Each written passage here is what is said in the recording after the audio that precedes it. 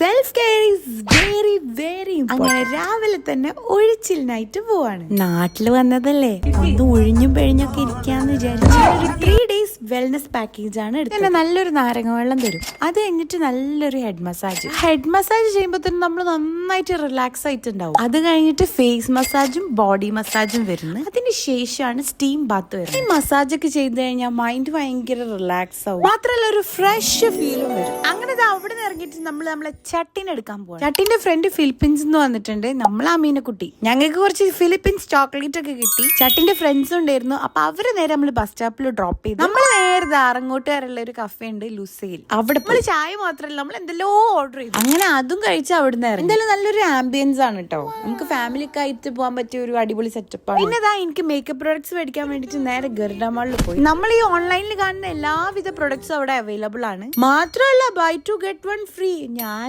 ഒരു 2-3 അങ്ങോട്ട് എടുത്ത്. എന്തായാലും നമ്മളെ പട്ടാമ്പിക്ക് നല്ല പുരോഗമനം ഉണ്ട്.